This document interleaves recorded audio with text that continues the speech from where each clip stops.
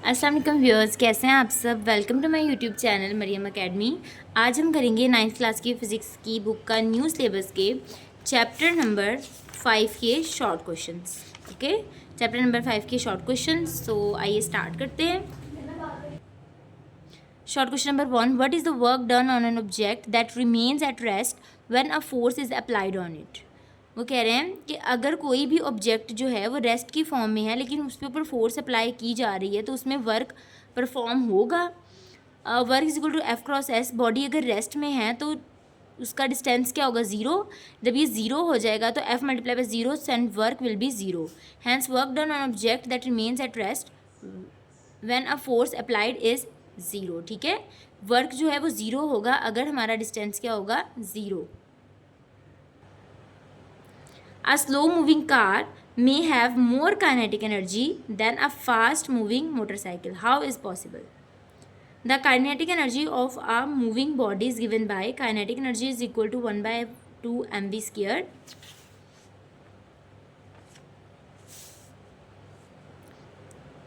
A slow car can have more kinetic energy than a fast motorcycle because kinetic energy depends on both mass and velocity. A car's mass is so large that even at low speed, it may have more energy than a lighter fast motorcycle. Next, a force F1 does 5 joule work in 10 seconds. Another force F2 does 3 joule of work in 5 seconds. Which force delivers greater power. ठीक है, वो कह रहे हैं कि एक force जो है वो 5 जोल वर्क कर रही है 10 सेकंड में, दूसरी फोर्स 3 जोल वर्क कर रही है 5 सेकंड्स में। सॉरी, हाँ जी। तो कौन सी फोर्स जो है वो ज़्यादा पावर करेगी, which force delivers greater power, कौन सी फोर्स ज़्यादा पावर डिलीवर करेगी। पावर का फार्मूला हमें पता है, P is equal to W by T. So P1 is equal to W1/T1 for force F1। ठीक है, 5/10 is equal to 0.5 watt. Power 2 W2/T2 3/5 0.6 watt. Hence force F2 will deliver greater power. Next, short question number 4, a woman runs up a flight of stairs. वो कह रहे हैं एक औरत जो है वो सीढ़ियों से ऊपर जा रही है। The gain in the gravitational potential energy is 4500 जोल। कह रहे हैं कि उसकी जो ग्रेविटेशनल पोटेंशियल एनर्जी जो है वो 4500 जोल है। If she runs up the same stairs with twice the speed. कह रहे हैं अगर अब वो भाग के जा रही है, डबल स्पीड के साथ जा रही है, what will be her gain in potential energy. तो उसकी पोटेंशियल एनर्जी में कितना गेन आएगा। जैसा कि हमें पता है पोटेंशियल एनर्जी में कुछ भी चेंजिंग नहीं आएगी। क्यों? क्योंकि potential energy is equal to mgh। इसमें वेलोसिटी या स्पीड की बात नहीं की गई। This expression shows that potential energy is independent of speed of the object. So if a woman runs up the same stairs with double velocity, then there will be no change in gain her potential energy. ठीक है, क्योंकि इसमें कहीं भी speed की बात फार्मूले में नहीं है, इसलिए स्पीड बॉडी की कुछ भी हो पोटेंशियल एनर्जी पे फ़र्क नहीं पड़ेगा। Next, define work and its SI unit. Work is defined as the product of magnitude of force and distance covered in the direction of force. Unit of work is joule. Next, short question number 6, what is potential energy of a body of mass m when it is raised through a height h। कह रहे हैं potential energy क्या होगी अगर कोई भी body जो है उसको एक हाइट पे लेकर जाया जाए तो। The potential energy of a body of mass m raised to a height h is given by EP is equal to mgh। find an expression for the kinetic energy of a moving body। हमने expression find करने हैं kinetic energy of a moving body के लिए। हमें पता है kinetic energy work done के equal है, which is equal to F S.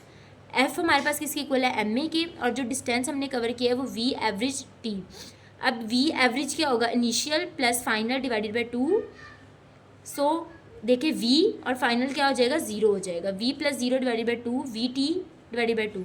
अब ये और ये वैल्यू हम इस इक्वेशन में पुट कर देंगे। फोर्स की जगह एम ए और एस की जगह वी टी ओवर 2।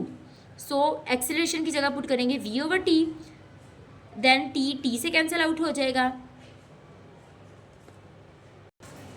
यहाँ पर t से कैंसिल आउट हो जाएगा तो फार्मूला बन जाएगा 1/2 mv square. Now move to the question number 8, define efficiency of a working system, why a system can not have 100% efficiency. वो कह रहे हैं एफिशिएंसी की डेफिनेशन करें और किसी भी सिस्टम की एफिशिएंसी उसकी कारकर्दगी जो है वो 100% क्यों नहीं होती. The ratio of useful output energy and the total input energy is called efficiency of a working system. As the energy losses are inevitable in working of a system, so that's why a system cannot have 100% efficiency. क्योंकि वो कह रहे हैं कि energy losses लाजमी होते हैं heat की फॉर्म में, फ्रिक्शन की फॉर्म में, तो कोई भी सिस्टम इसलिए 100% एफिशिएंसी नहीं दे पाता. What is power? Define the unit use for it. Power is defined as the time rate of doing work. Power is equal to W/T. ऐसा unit of power is watt. अब watt की definition, 1 watt is defined as the work done at the rate of 1 joule per second. Now the last question is differentiate between renewable and non-renewable energy sources. Renewable energy sources, the sources of energy which are replaced by the new ones after their use, are called renewable energy sources. और इसके sources क्या क्या हैं? Hydroelectricity, tidal energy, wave energy, etc. Non-renewable energy sources. Renewable energy sources are those which are depleted with the continuous use. इसके sources क्या क्या होंगे? Fossil fuels, nuclear energy, etc. I hope आपको अच्छे से समझ आया होगा. मेरे चैनल को लाइक शेयर सब्सक्राइब ज़रूर कीजिएगा. टिल देन टेक केयर, अल्लाह हाफिज़.